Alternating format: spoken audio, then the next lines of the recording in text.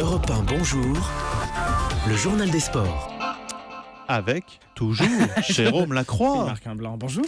C'était pour vous attirer votre attention. Très bien, c'est réussi. Alors à la une ce matin, tapis rouge pour Antoine Griezmann. Et oui, déroulé par l'Espagne, le pays où il vit et où il joue au foot depuis l'adolescence. 22 buts la saison passée en 38 rencontres de championnat avec l'Atlético de Madrid. Et voilà qu'il a été sacré hier soir meilleur joueur de la saison devant Lionel Messi et Cristiano Ronaldo, s'il vous plaît. Et si vous n'étiez pas encore convaincu avec cela que Griezmann est bien en ce moment l'un des meilleurs du monde, soulignons qu'il figure dans la liste finale des 30 prétendants au Ballon d'Or. Cette année, changement pour l'attribution de la récompense individuelle suprême.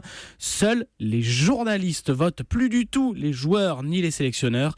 Et le changement est majeur. Explication de Rémi Lacombe, rédacteur en chef à France Football. En 2010, c'est Snyder qui aurait eu le Ballon d'Or si les journalistes avaient été les seuls à voter au lieu de Messi. Et en 2013, c'est Ribéry qui aurait eu le Ballon d'Or en lieu et place de Cristiano Ronaldo. Donc on voit que 2 fois sur 6, eh bien le nom du lauréat aurait été différent s'il n'y avait eu qu'un jury de journalistes. Rémi Lacombe, journaliste à France Football, joint pour Europe 1 par Julien Pierce. Verdict du Ballon d'Or le 13 décembre. Cristiano Ronaldo reste le favori, mais Griezmann a des chances de bien figurer dans ce classement. Allez, on croise les doigts pour Griezmann. Le mot sport du jour. Tension. Depuis des mois, le président des rugbymen de Toulon, Mourad Boudjelal, n'avait plus que des rapports sporadiques, parfois par avocats interposés avec son propre manager, l'Italo-Argentin Diego Dominguez, jugé psychorigide, proposant un rugby bien peu ambitieux. D'ailleurs, en ce début de saison, les résultats sont décevants. Inéluctable issue, hier, le président a mis à pied son manager.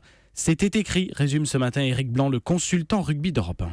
C'est un mariage, on va dire, un peu forcé, qui est consommé. On va dire que le divorce est acté. Ça peut pas aller bien loin et on est même surpris que c'est pu résister au moins jusqu'à la mi-octobre. Et a priori, on devrait connaître d'ici 10 jours la fin, je dirais, de ce scénario. Éric Blanc, micro Europe 1 de Simon Rubin. C'est l'anglais Mike Ford, déjà présent dans le staff auparavant, qui remplace pour l'instant l'entraîneur mis à pied. Et votre histoire du rouge. Alors on va répondre à une question, oui ou non. Oui ou les non. Footballeurs ont-ils besoin de muscler leur cerveau, comme le sous-entendait récemment François Hollande, ou non?